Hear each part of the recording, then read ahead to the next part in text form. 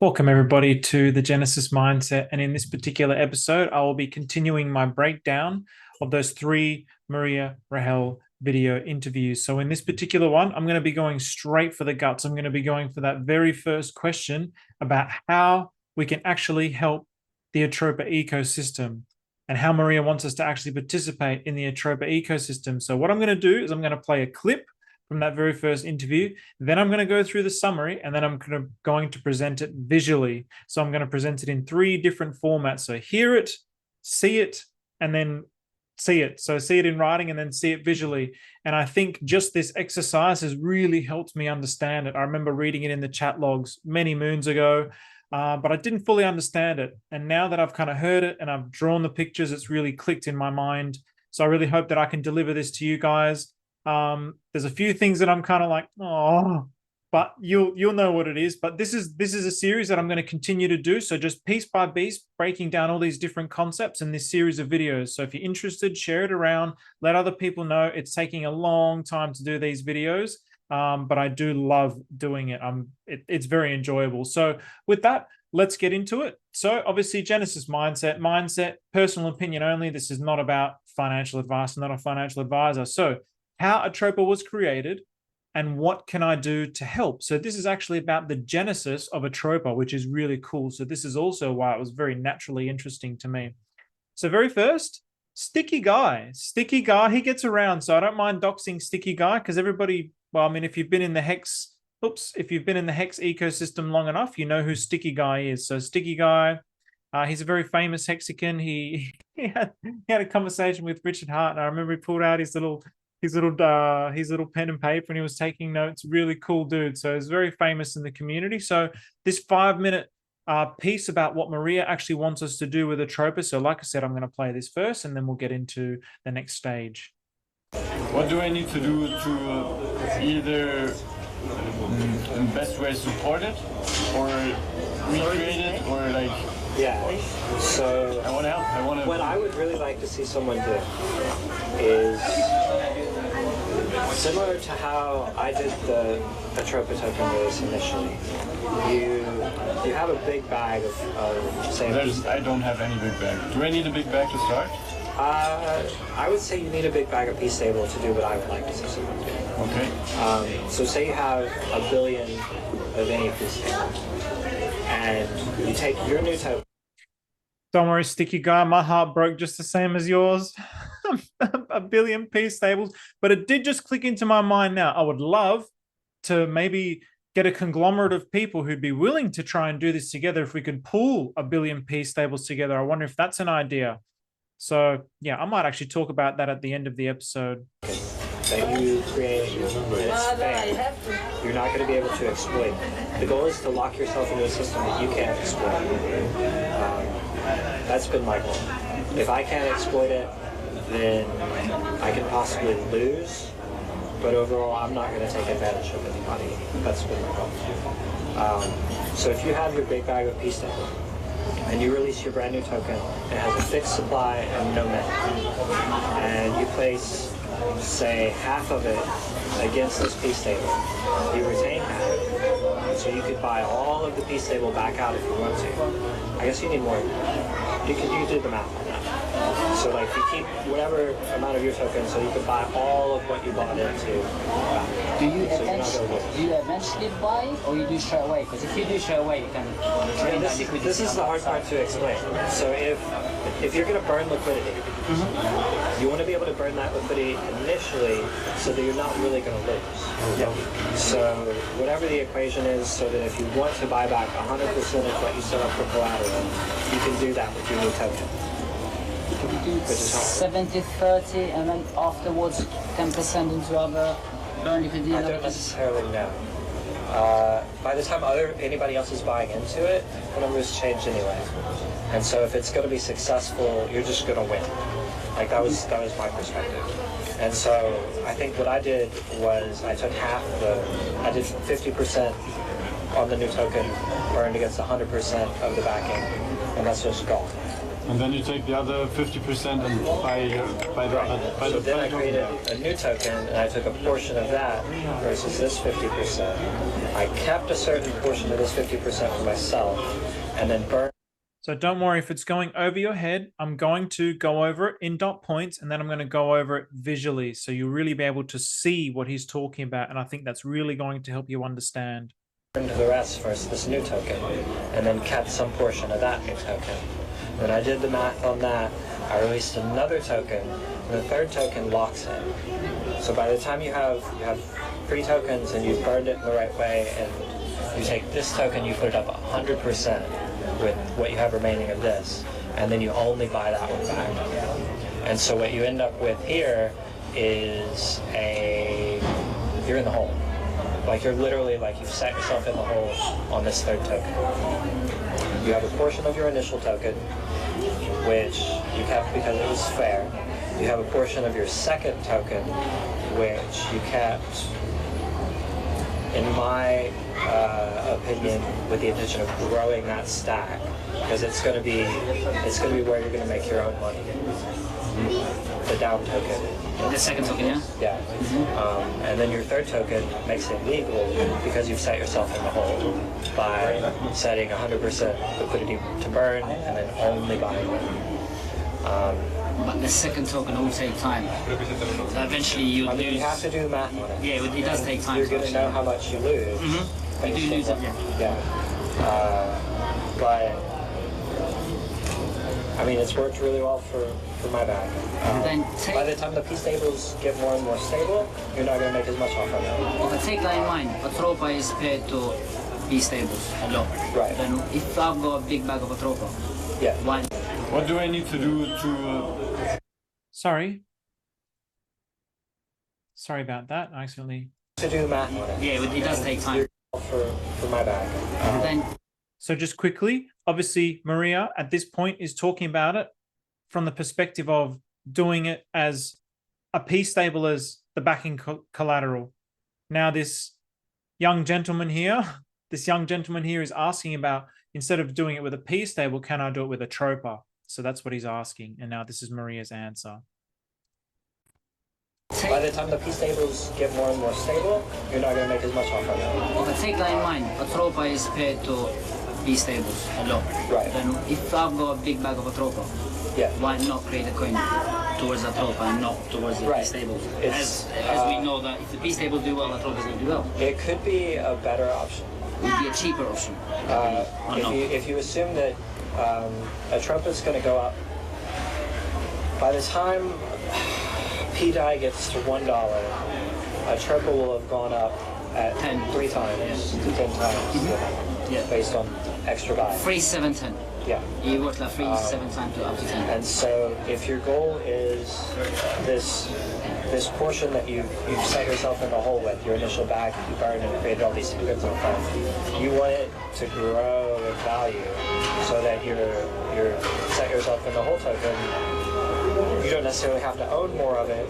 It's just worth so much more. Okay, so there we go. So now you've heard it. You're probably going to have to keep listening to it again. I've listened to the interview now 3 times. I've also read that, like I said, a long time ago in the chat logs, and now I'm still not going to say, oh, I fully get it. I'm not going to fully 100% get it until I'm actually literally doing it and I'm seeing the numbers and I've done the math. What I'm going to be doing is showing you the breakdown of how I understood what Maria was saying. So it might not be 100% correct. So my apologies. I'm doing the best I can to convey these things. It's really just a lot of fun to try and convey these things. So, but also what we can see is that it doesn't just need the P stable. Maria wants us to do with the P stables, but it can also be done with Atropa as the collateral. So it could be done with BFF as a collateral or teddy bear as a collateral. So there's some interesting ways that we could actually go about it. There's some interesting things, but I think it would be best to stick with the P stables, given that that's what Maria is actually saying. So now I'm going to summarize what was said in dot point form. So first of all, you only need a cheeky billy as collateral, a cheeky billy. I was like, oh, what can I do? Oh, you're just going to need $1 billion. billion P stables. Okay, yeah, sure. Oh, gee whiz, maybe. Yeah, okay, certainly. I wonder if there's even anyone with a billy P stables. I wonder if anyone had the balls to buy a billion P stables from back in the day. But it makes me think, just like I said before, can we actually get a conglomerate of people together to actually create a pool of a billion P stables? I'd probably need like another 1,000 people to get comparative to what I have, but it's a start.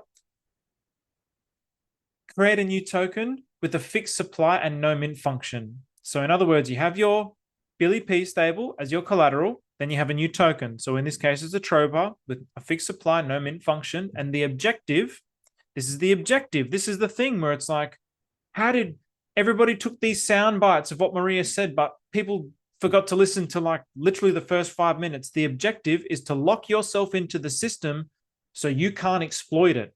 So therefore, what that means is you could lose. You could actually lose by the function of setting up the system in this way, but you cannot take advantage of people. And I wonder why people haven't actually seen that. Why are people only taking sound? No, Steve, stop. So yes, there has been a lot of things that have triggered me, and I've got a very special book reading for the end. So then, with the design of burn liquidities, token buybacks, and small ownerships, you create a system. You're actually creating a system that you locked yourself into, that you can't take advantage of people. And this is how you can actually plug into and create a system that Maria is actually wanting us to contribute to the Atropa ecosystem. But you do need to work the math. So what I'm just doing now, so I spent all day doing this. Well, not all day. I spent a good few hours. So I wrote it down, and then I've taken that and I've put it. So the math is not perfect. The math is literally just approximately what Maria was saying. So take it with a grain of salt. This is just a conceptual representation of what Maria was saying. So hopefully it makes it very clear. For me, it makes it very clear. So you're lucky your boy's an architect, and I spent 5 years getting a degree so I could do these little pictures for you guys. Oh boy. Okay. All right. So I could be designing a house for millions of dollars here, but in any case, so step one. So I've got it in steps here. Step one, 1 billion P stables plus a token. So I'm just going to use Atropa. So there was 1 billion P stables, which was DAI as the collateral, plus Atropa. So 1 billion, 100 blah, blah, blah, with a fixed supply, no mint. Then step two, divide that up. So you've still got your collateral here. Then you split your bag up, your Atropa bag, into 2 pieces. So you go 50-50 with the Atropa token. Then with 50% of that, now this is where Maria was saying, play with the math. You got to work out the math. You burn the liquidity. So 100% of the P DAI is burnt with 50% or whatever the math is with the Atropa.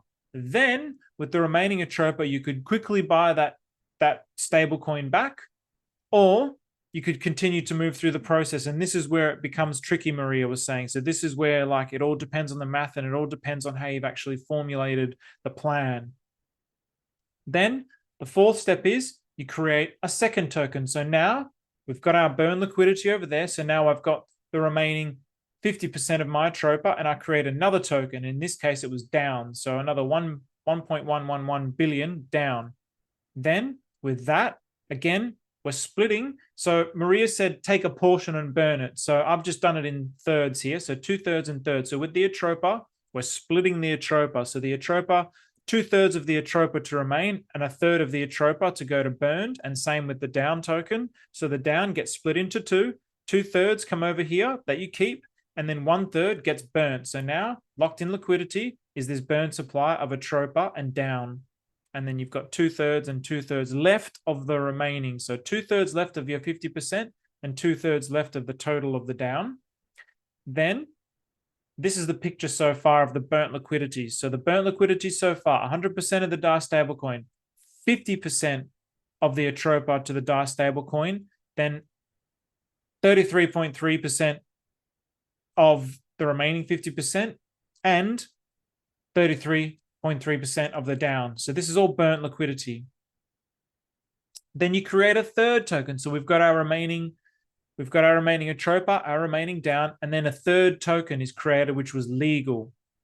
So now what is the picture telling us? So then burn 100% of the legal. So now that legal gets burnt with the Atropa. So then he said you take a portion of that Atropa. So then a portion of that Atropa, then, so I've split that 50-50. So then 50% gets burnt with 100% of the legal. And so the legal is what makes it legal. So this is actually what makes it legal, because you've put yourself in the hole at this point. So you're actually down and out. You're in the hole. So you're quote unquote screwed at this point. The remaining down, that is your money maker. That's what you're actually using to actually generate income for yourself. And you've still got a piece of the Atropa left. So now if we look at that, so the burned LP so far, so this locks mariarahel into the system. So thereby it ensures safety to new users. mariarahel, whoever the dev is going to be, whoever's going to create a system like this of 3 tokens with this type of liquidity format, is burning this much liquidity. This is a huge chunk of the burnt liquidity of the actual supply, a huge chunk. So it's supposed to signify to the market that, hey, I'm not here to scam you. I'm locked into the system. I can't actually scam you. I can't rug it. It's impossible for me to rug it because it's burnt liquidity. Whatever I've got left, I actually can't rug it. And if I do rug it, I actually end up losing because I've got less that I own than what I can actually, I've got less to rug than what's actually in the burnt supply. So I'm actually losing if I rug. So you see the genius of that. You see the beauty of that. So this is a completely unique setup of an ecosystem. This is phenomenal. This is groundbreaking. So let's actually now have a look at the comparison between the burnt liquidity. So this is the burnt liquidity proportion versus the owned proportion. So this is the supply that's left in Maria's control. So of that, there's only a little bit of Atropa left and a little bit of down. So now let's actually look at the whole picture.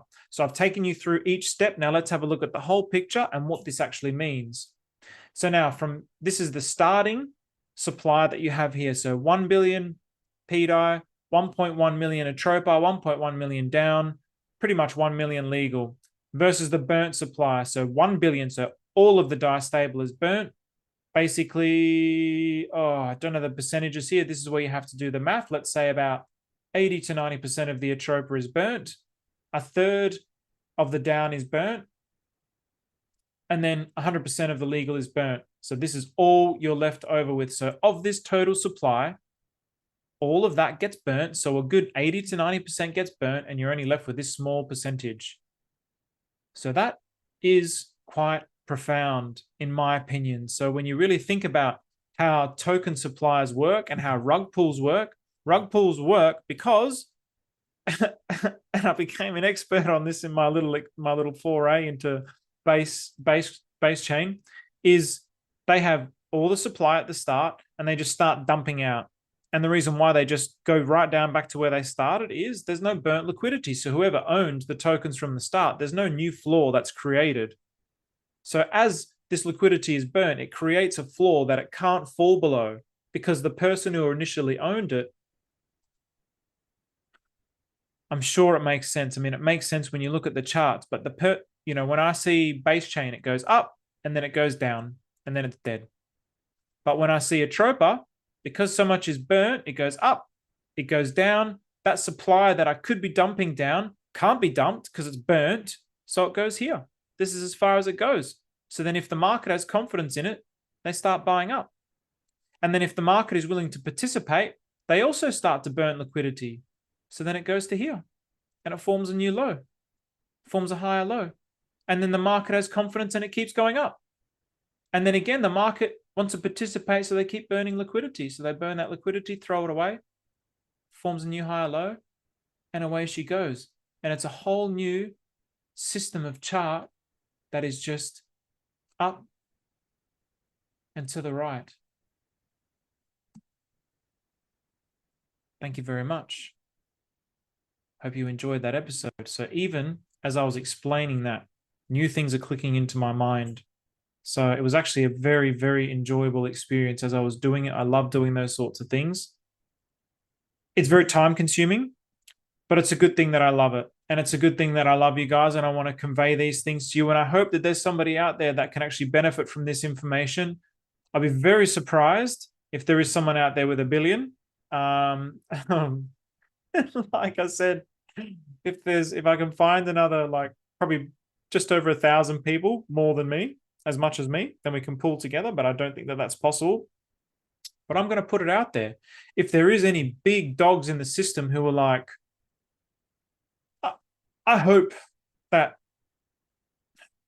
I've presented myself as a very trustworthy person. I hope that my sincerity and my honesty and my integrity is portrayed through everything that I do. I've never asked anyone for anything.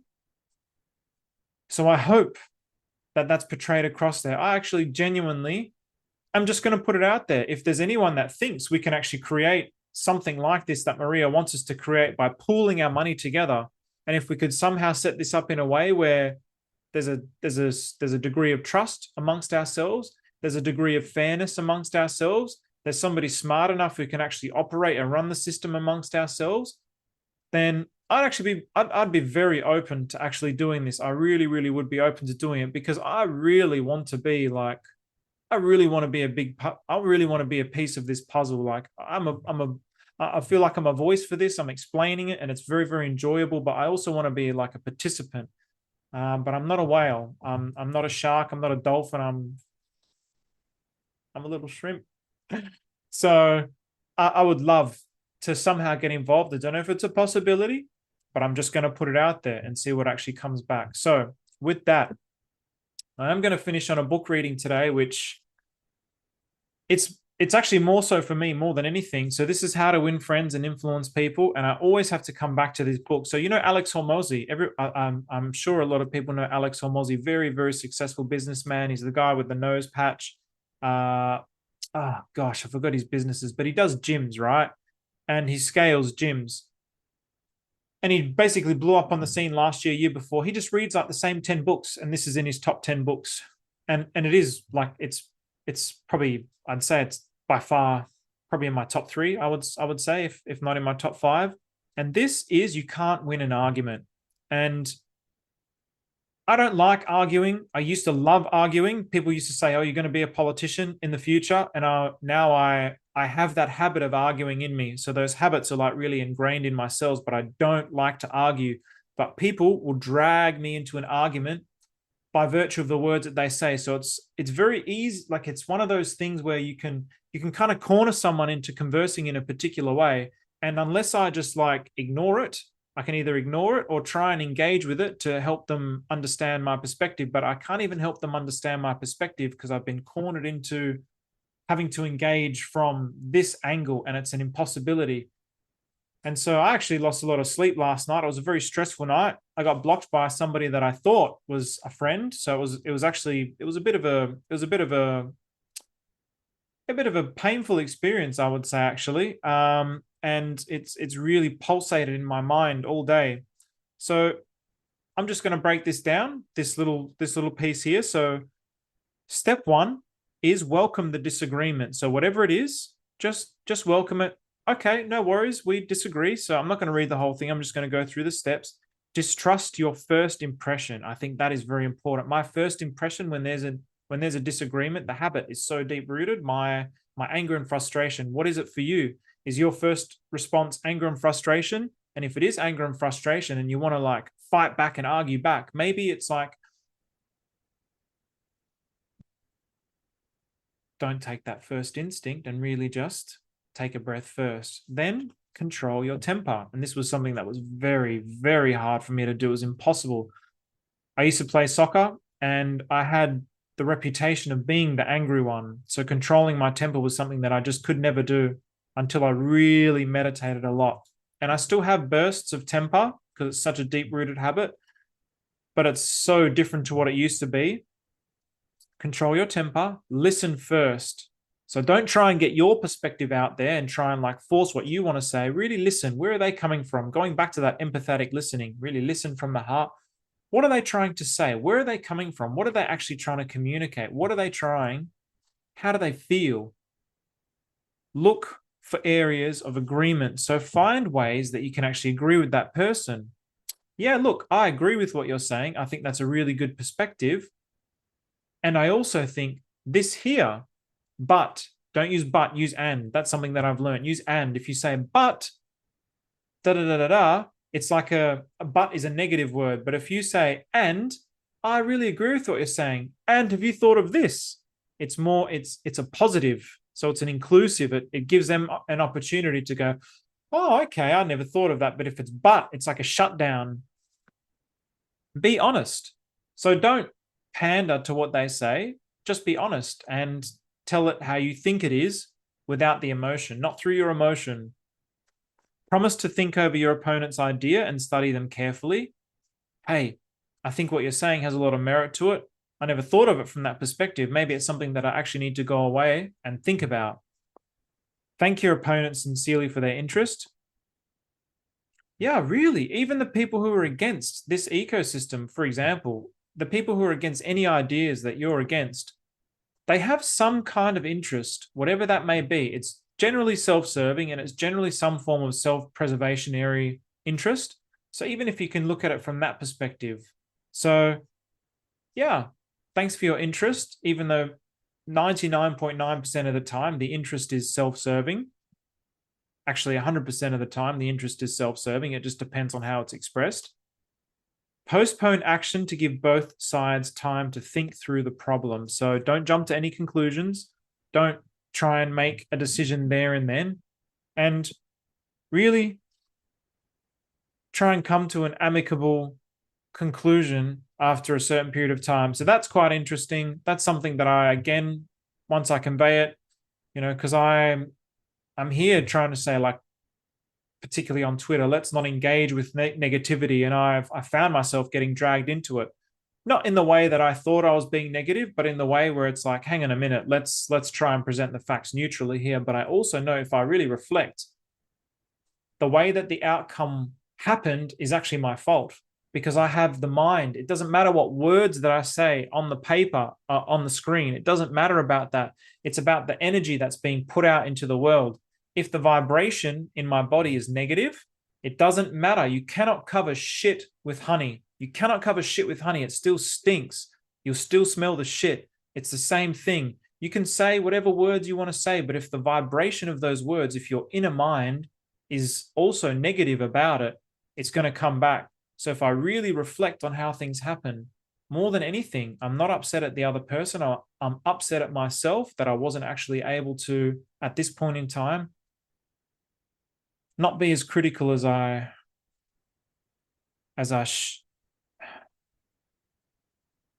not be less critical than I could have been. I think I've been saying certain things, but there's been a critical undertone to my words. So it's really made me reflect on how I've been and how I've projected these things and the non-acceptance in my own mind. So yes, I've let the team down. So with that, thank you very much, everybody. Take care. Hope you enjoyed the episode.